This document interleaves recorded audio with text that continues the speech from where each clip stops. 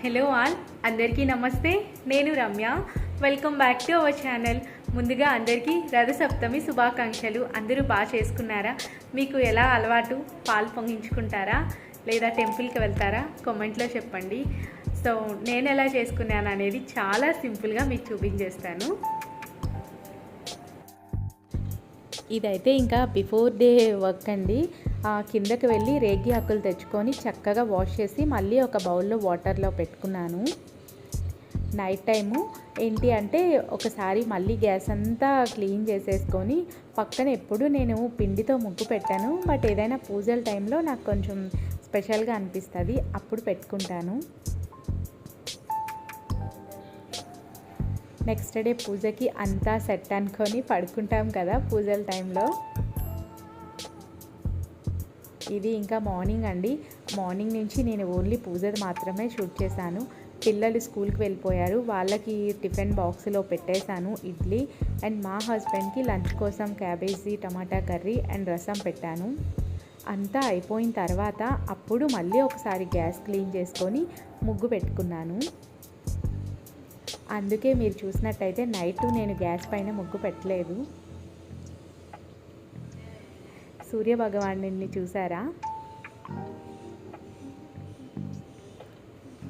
మనం ఏ పాత్రలో అయితే పొంగిస్తామో దానికి బొట్లు పెట్టుకుంటాం కదా, అది అందరూ చేసే పని.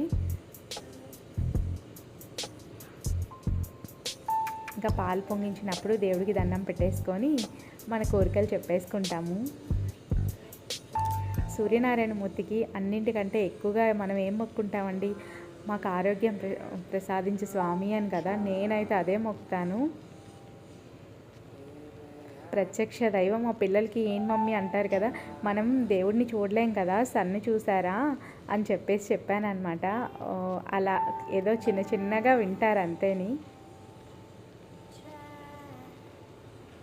ఇంకా పాలు పొంగిన తర్వాత 3 సార్లు పొంగించా అండి. బట్ నాకు స్టాండ్ ఉంటుంది కదా, అది నేను ఇంటికి వెళ్ళేటప్పుడు మొన్న విడిచిపెట్టేసానో ఏంటో నాకు తెలియట్లేదు. నేను అలా కొంచెం కష్టంగా షూట్ చేసుకున్నాను. పాలు మరిగిన తర్వాత ఇంకా బియ్యం వేసేసుకుంటున్నాను. రథసప్తమి నాకు మా ఇంట్లో నుంచి అలవాటండి. మా అమ్మ మా పెద్దమ్మ వాళ్ళు చాలా బాగా చేస్తారు. అంటే మా అమ్మ అయితే ఇంట్లో ఒక్కొక్కసారి మనకి పొలంలో ఆవులు పేడ వేస్తే పిడకలు ఉంటాయి కదా, కారు పిడకలు అంటాం కదా, వాటిపైన పొంగిస్తారు అందరూ ఊర్లో అయితే.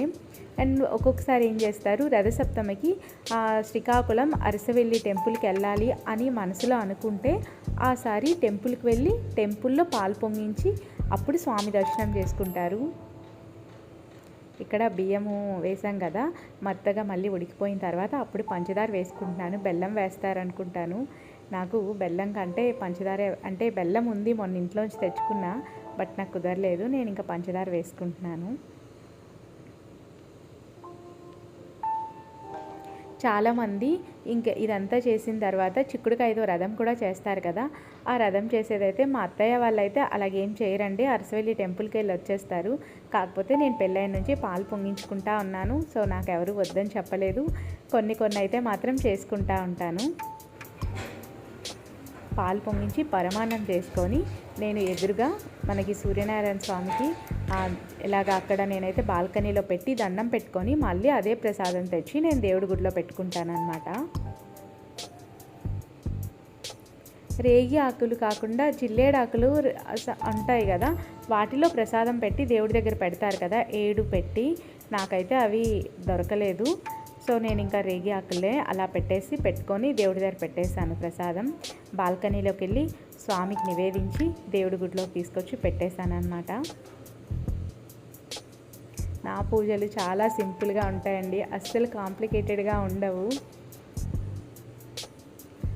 ఇంకా దేవుడికి దండం పెట్టుకున్నాను. పూజ అయితే ఇలా పాలు పొంగించుకొని నా రథసప్తమి ఫినిష్ చేసుకున్నాను.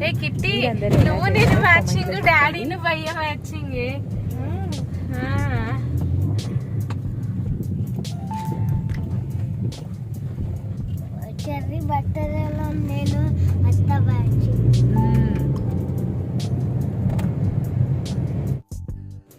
ఇది అయితే అండి బిఫోర్ వీడియో. పిక్నిక్ అని బయలుదేరాము కంపెనీలో, అదే మా వారి ఆఫీస్లో వాళ్ళ స్టాఫ్ పిక్నిక్ అనమాట. మా ఇంటి నుంచి ఒక 30 కిలోమీటర్స్ పడుతుంది. యాక్చువల్గా 10 అంతా వెళ్ళాలి. మేము ఇంట్లోనే 10కి బయలుదేరాం. మేము ఉన్న ఏరియా అంతా జంగల్లా అనిపిస్తుంది. బిఫోర్ నుంచి మీరు నా వీడియోస్ చూసినట్టయితే మా బాల్కనీలో చూస్తే అడవి మధ్యలో మా ఫ్లాట్స్ ఉన్నట్టు కనిపిస్తాయి అన్నమాట. చుట్టూ ఎక్కడికి వెళ్ళాలన్నా ఏదో అంటే నిర్మానుష్యంగా ఉన్న రోడ్లోంచి ప్రయాణించినట్టు ఉంటుంది. కానీ చాలా అంటే చాలా బాగుంటుంది. ఒడిస్సా అంతా నాకు పచ్చగా కనిపిస్తుందండి. నేను అలా ఒడిస్సా నేచర్ అంతా మీకు చూపిద్దామని ఈ క్లిప్స్ అయితే యాడ్ చేశాను. చూడండి, చాలా బాగుంటుంది. మేమున్న చోట మొత్తం కొండలు ఉంటాయి. ఇది చూసారా, కంప్లీట్గా ఏ అడవిలోకి వెళ్ళిపోయే ఫీల్ వచ్చింది. ఇక్కడెక్కడ పిక్నిక్ వెళ్తాము అని చెప్పేసి నేనైతే ఇంకా కార్లో మా వారికి టెన్షన్ పడిపోతూ ఉన్నాను.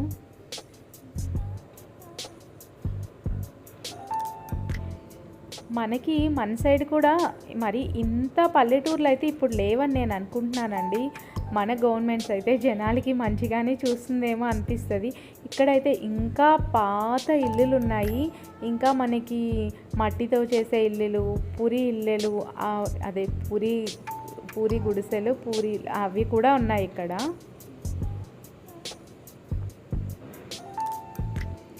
పిక్నిక్ అయితే ఒక డ్యామ్ ఉంటుంది కదా, ఈ చుట్టుపక్కల ఒక డ్యామ్ ఉంటే ఆ డ్యామ్ దగ్గర పెట్టారు.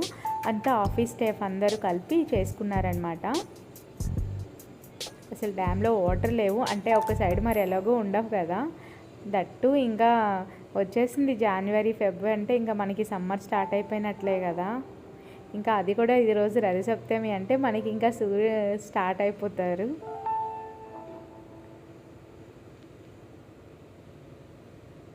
వాళ్ళు ముందుగానే వెళ్ళిపోయారు కదా, మాకు లొకేషన్ షేర్ చేస్తే మేము ఇంకా వెళ్ళిపోయాం.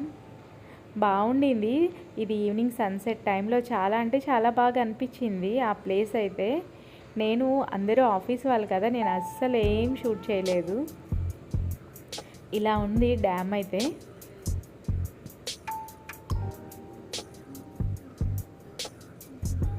ఫొటోస్ ఎవరు బిజీలో వాళ్ళు ఉన్నారు.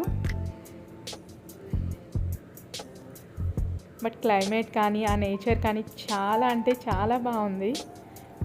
ఇంకా అలాగా లంచ్ చేసేది అవేమీ చూపించలేదండి, బాగుండదు కదా అని చెప్పేసి. కాకపోతే ఈ నేచర్ అంతా మీరు కూడా చూస్తారు, మీకు కూడా నచ్చుతుంది అని చెప్పి ఈ క్లిప్ అయితే యాడ్ చేశాను. మీరు పాలు పొంగించుకున్నారా? చాలామంది మేడ పైన కూడా చక్కగా ముగ్గులు పెట్టేసి పాలు పొంగించుకుంటారు కదా రథసప్తమి రోజు.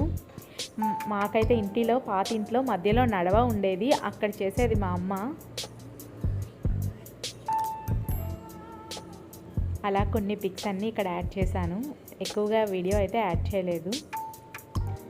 ఇంకా ఈ వీడియో అయితే ఇంతటితో ఎండ్ చేస్తున్నానండి. వీడియో మీకు నచ్చింది అనుకుంటున్నాను. నచ్చినట్టయితే లైక్ చేయండి, షేర్ చేయండి, కామెంట్ చేయండి. ఫస్ట్ టైం మన ఛానల్ చూస్తున్నట్టయితే మిగతా వీడియోస్ కూడా చూడండి. మీకు నచ్చినట్లయితే సబ్స్క్రైబ్ చేసుకోండి. ఈ వీడియో నచ్చినట్టయితే మాత్రం ఒక లైక్ చేయడం అయితే అస్సలు మర్చిపోవద్దు. ఈ వీడియోలో సన్సెట్ కూడా చూపించేస్తూ ఉన్నాను, చూసేయండి. ఈ బాబు చూడండి ఎంత క్యూట్గా ఉన్నాడో. Bye bye.